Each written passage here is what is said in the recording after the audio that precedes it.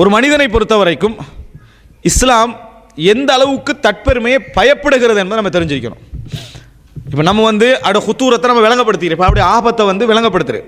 ஆனால் ரசூலுல்லாஹி ஸல்லல்லாஹு அலைஹி வஸல்லம் அவர்கள் எங்களுக்கு என்ன சொல்கிறாங்க, இதை வலியுறுத்தி ரசூல் ஸல்லல்லாஹு அலைஹி வஸல்லம் சொல்கிறாங்க, அதாவது மா அக்ஷா அலைக்கும் உத்தன் மா அக்ஷா அலைக்கும் அன் துஸ்னிபு, நீங்கள் பாவம் செய்வதை நான் பயப்படவில்லை.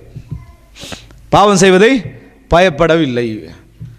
நீங்கள் பாவம் செய்யாமல் இருந்து உங்களுக்கு ஏற்படுகின்ற சுய திருப்தி இருக்கிறதே, அதை நான் பயப்படுகிறேன். நாங்கள் ரசூல் ஸல்லல்லாஹு அலைஹி வஸல்லம், நீங்கள் பாவம் செய்வதை நம்ம பயப்படவில்லை, அதனால் உங்களுக்கு ஏற்படுகின்ற ஒரு சுய திருப்தி, நம்ம பாவம் செய்யவில்லையே என்று சிந்தனை மூலம் ஒரு ஏற்படுமே, அதனால் ஏற்படுற ஒரு சுய திருப்தி இருக்குதே, தற்பெருமை, அதை நான் பயப்படுகிறேன் என்று ரசூல் ஸல்லல்லாஹு அலைஹி வஸல்லம் சொன்னாங்க.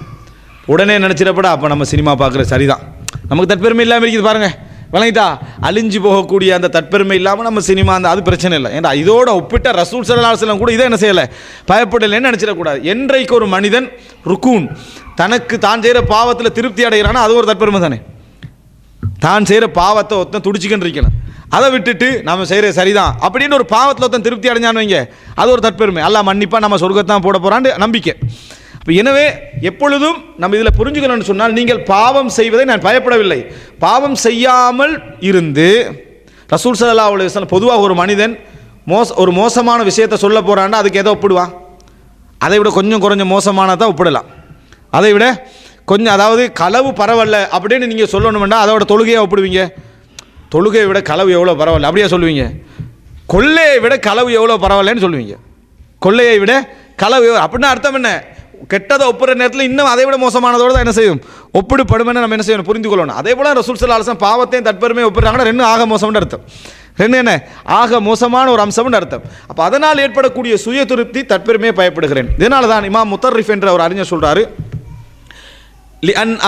லிஅன் அகூம ஃபில் லைலி காயிமன், அதாவது இரவில் நான் எலும்பி நின்று தொழுது, காலையில் உஸ்பிஹு முஅஜபன், தற்பெருமை உள்ளவனாக விடுகிறதை விட இரவில் தூங்கியவனாக இருந்து காலையில் நாதிமன் வருந்தியவனாக விடுவது எனக்கு சிறந்தது என்றார்.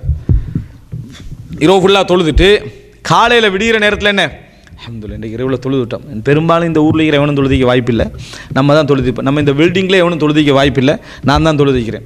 அப்படி சுபஹுக்கு பள்ளிக்கு போகிற பேர் பார்க்குற, அப்படி வலை சலாம் கொடுத்தோன்னே ஒரு 5 மினிட்ஸ் இப்படி தான் இருக்கிறது, இந்த பக்கத்தில் எவனும் இல்லை, ரைட்டா, நம்ம பில்டிங்கில் இருக்கிற எவனுமே இல்லை. அப்புறம் இங்கே ஒரு அஸ்ஸலாமு அலைக்கும் பார்க்குற எவனுமே இல்லை. சலாம் கொடுத்ததோடையே என்ன, அந்த சுபஹு தொழுகை அவனுக்கு கிஃப்ட் என்ன, யார் யார் வரலையே அவனை பற்றி ஒரு வாட்ச் பண்ணுறது, வாட்ச் பண்ணிவிட்டு உள்ளத்தில் ஒரு கெட்ட, நம்ம சொல்கிறது மேலே ஒன்றும் இல்லை, உள்ளத்தில் சின்ன ஒரு கெட்ட எண்ணம் என்ன, இவன்லாம் இன்றைக்கு சுபஹுக்கு வரலை, இன்றைக்கு குளிர் நேரம் அதிகமாக, அதில் வேறு நான் வந்திக்கிறேன், நம்மளை இமாம்கள் காலத்து மனிதர் நம்மளாம், விளங்கிட்டா, குளிர் நேரத்தில் நம்ம வந்திக்கிறோம் பாருங்கள், இந்த திருப்தியெல்லாம் ஷைத்தான் வேகமாக போடுவான். இதை நினச்சி சுபஹு தொழாமிக்கிறோம் சந்தோஷப்படக்கூடாது, விளங்கிட்டா. அதாவது நம்ம பேசுகிற சப்ஜெக்ட் தொழுகிறவனுக்கு ஏற்படுற திருப்தி, தொழாதவன்ட்ட பாவம், அது பெரும்பாவம்.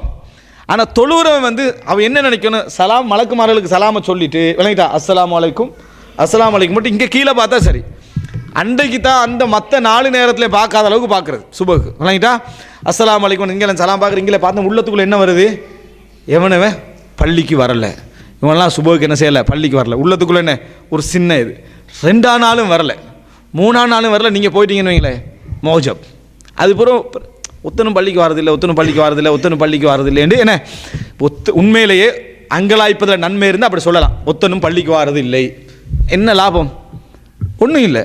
நீங்கள் பொதுவாக உங்களுக்கு ஒரு மார்க்க உரையில் பள்ளிக்கு வர சொல்ல கிடைக்குதா, நல்லது. ஒரு 10 பேருக்கு விஷயத்தை சொல்லி வர வைக்க கிடைக்குதா, நல்லது. அந்த பில்டிங்லேயே எல்லாரும் பள்ளிக்கு வர வைக்கிறதுக்கு முயற்சி எடுக்கலாமா, நல்லது. அதை விட்டு எல்லாரும் வரலன்றது நான் வாரேன் அர்த்தம் தானே, அதானே அர்த்தம். ரசூல் ஸல்லல்லாஹு அலைஹி வஸல்லம் சொன்னாங்க, ஹலக்கன் நாஸ், மக்கள் எல்லோரும் அழிந்து விட்டார்கள் யாராவது சொன்னால் ஃபஹுவ அஹ்லகுஹும், அவர் தான் அதிலேயே மிகவும் அழிந்து போனவர். நாங்கள் ரசூல்லாங்க எல்லாரும் அழிஞ்சிட்டாங்க, எல்லாரும் நாசமாயிட்டாங்க, எல்லாம் கெட்டு போச்சு, எல்லாம் முடிஞ்சுது அப்படின்னு யாராவது சொன்னால் அர்த்தம் என்ன, அவன் தான் அதில் முதலாவது ஆனவன் என்று ரசூலுல்லாஹி ஸல்லல்லாஹு அலைஹி வஸல்லம் என்ன செய்கிறாங்க சொல்கிறாங்க.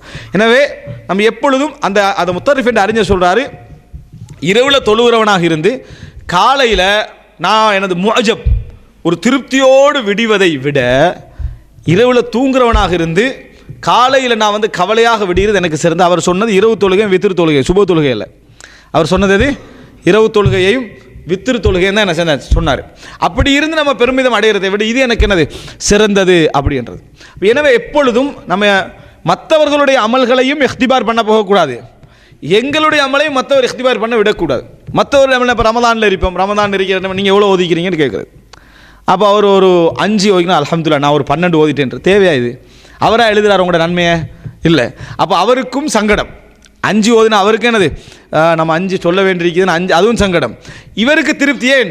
இவர் எப்பயும் தனக்கு கீழே உள்ளதை பார்க்குறேன். இமாம் இப்னு ஹஸம் ரஹிமஹுல்லாஹ் அவர்கள் உஜுப் சம்பந்தமாக ஒரு பாயிண்ட் சொல்கிறார். எப்படின்னா, எப்பொழுதுமே உலக விஷயத்தில் கீழுள்ளவர்களை பார்க்க வேண்டும், மார்க்க விஷயத்தில் மேலுள்ளவர்களை என்ன செய்யணும் பார்க்கணும். எப்படி பார்க்கக்கூடாது?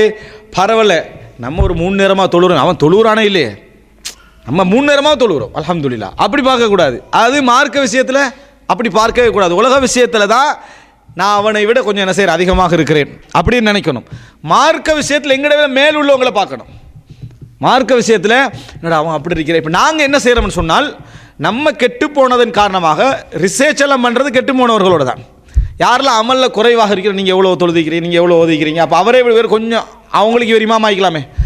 அதனால் என்னது அந்த மாதிரி கேள்வியை கேட்டு திருப்தி அடைஞ்சிக்கிறது. அவன் 12ன்னா நான் 13, அவன் வந்து என்னது சுன்னத்து நம்ம பார்க்குறேன். இப்படி தன்னை திருப்திப்படுத்திக் கொள்ளக்கூடிய ஒரு மனநிலையை என்ன செய்து நம்ம உருவாக்கி கொள்கிறோம். இதை அதாவது ஆரம்ப கால அறிஞர்கள் ஒருவர் இமாம் முத்தரிஃப் அவர்கள் சொல்கிறாங்க, எனக்கு காலையில் இந்த எஜாப் இல்லாமல் விடியணும், என்ன தற்பெருமை இல்லாமல் விடிய வேண்டும். அப்போ ரசூலுல்லாஹி ஸல்லல்லாஹு அலைஹி வஸல்லம் சொல்லக்கூடிய வார்த்தை என்ன? நீங்கள் பாவம் செய்யாமல் இருந்து உங்களுக்கு ஏற்படக்கூடிய தற்பெருமை நான் பயப்படுகிறேன் என்று ரசூலுல்லாஹி ஸல்லல்லாஹு அலைஹி வஸல்லம் அவர்கள் சொல்லியிருக்கக்கூடிய செய்தியை நாம் என்ன செய்கிறோம் பார்க்கிறோம். அப்போ நாம் மிகவும் கவனிக்க வேண்டிய ஒரு விஷயம், ரசூலுல்லாஹி ஸல்லல்லாஹு அலைஹி வஸல்லம் இதை பயந்திருக்கிறார்.